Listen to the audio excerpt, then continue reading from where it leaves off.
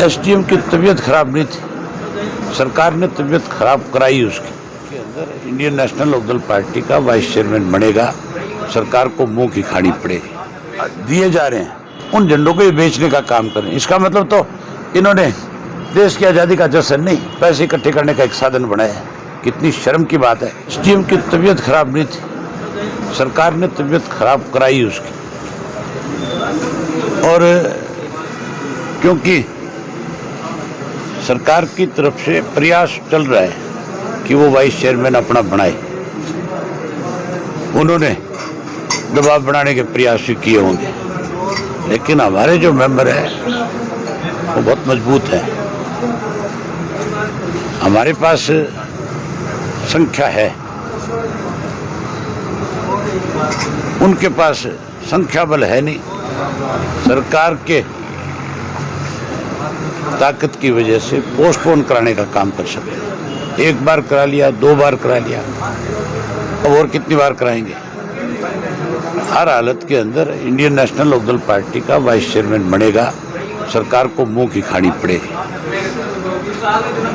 बार बार स्थगित क्यों करवा रहे हैं कि सिर्फ इसीलिए आप इसको लेकर के सिर्फ बातचीत करेंगे सरकार से? सिर्फ इसीलिए हमें विधानसभा में पूछूंगा ये बात कि तुम कितने दिन एसडीएम की तबीयत खराब रखोगे। आखिर चुनाव तो होगा कि नहीं होगा। अगर कोई और रुकावट पैदा करेंगे तो फिर मैं हाईकोर्ट चला जाऊंगा, कोर्ट से तो आदेश हो ही जाएंगे 1 मिनट में।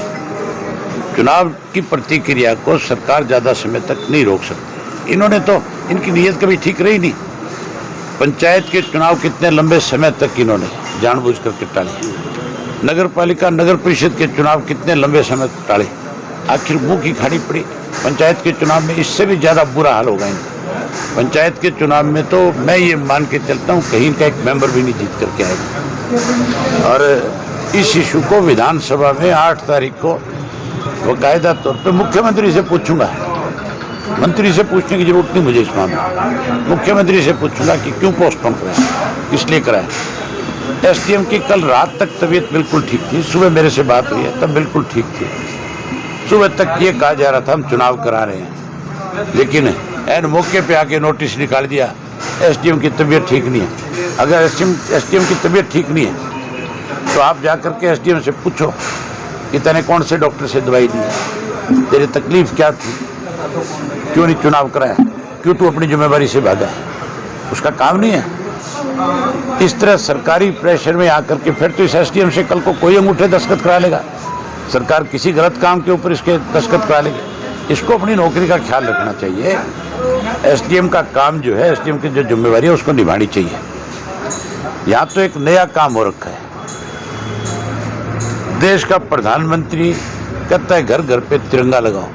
हमारे मुख्यमंत्री ने हमारे साथ मीटिंग करी घर घर पे तिरंगे की बात को लेकर कि सामूहिक काम है। हमने कहा बिल्कुल सामूहिक काम है, अकेला बीजेपी का नहीं है, अकेला किसी और राजनीतिक दल का नहीं है। ये तो हर आदमी की एक जिम्मेवारी बनती है कि वो आज़ादी का जश्न मनाए। तिरंगा उसके पास नहीं है, गरीब आदमी पे नहीं है, तो हम उसको हैंड ओवर करें, हम उसको लेकर के दें। लेकिन इन्होंने तो इसमें भी लूट मचा रखी है। 25 रुपये में तिरंगा झंडा जो है ये बेच रहे हैं। इन्होंने हर डिपो होल्डर को 200 झंडे दिए और उसको कहा कि 25-25 रुपये के हिसाब से तो इनको बेचेगा। मैंने 50,000 झंडे जो है अपने इलाहाबाद क्षेत्र के लिए या जहां मर्जी मैंने डीसी को कहा कि आप इनको लगवाओ। हमने तो ये कहा था कि स्कूल के बच्चों को झंडा दो और मास्टर को, टीचर्स को ये ड्यूटी लगाओ। आप उनसे आप कहो कि सबसे आसान तरीका है किसी घर पे तिरंगा लगाने का।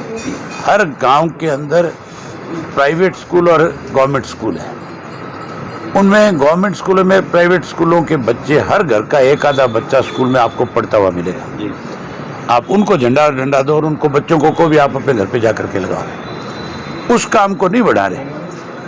जो झंडे दिए जा रहे हैं उन झंडों को ये बेचने का काम करें। इसका मतलब तो इन्होंने देश की आज़ादी का जश्न नहीं, पैसे इकट्ठे करने का एक साधन बनाया है। कितनी शर्म की बात है। ये इशू भी विधानसभा में उठाऊंगा और पूछूंगा मुख्यमंत्री से कि हमारी जो बात हुई थी, जो फैसला हुआ था, आज आपने वो फैसला पलट करके अपने करता कौन है? इनके पार्टी के कार्यकर्ता।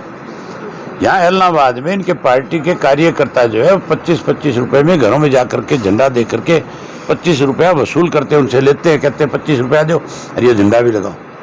क्यों लगाएगा अभी कोई इनके कहने से? फिर तो वो 25 रुपये में अपना झंडा बनवाएगा और अपना लगाएगा। इनका क्या मतलब है? मतलब ये इस पर राजनीति भी कर रहे हैं, ये इसके ऊपर पैसा इकट्ठा भी कर रहे हैं, बेईमानी भी कर रहे हैं, दोनों काम कर रहे हैं। जल भराव होया पड़ा है पूरे इलाहाबाद, पूरे हरियाणा प्रदेश में जहाँ जहाँ बरसात हुई है, ये मुद्दा भी नो डिस्ट्रिक्ट इफेक्टेड है इससे जी। मैंने इसके लिए कॉलिंग दे रखी है, मेरी कॉलिंग शायद इसमें मंजूर भी होगी जी। जब ये विधानसभा का टाइम आएगा। मैं नो डिस्ट्रिक्ट की बात करूंगा। मेरे लिए एक अकेला इलाहाबाद नहीं, मेरे लिए पूरा प्रदेश है।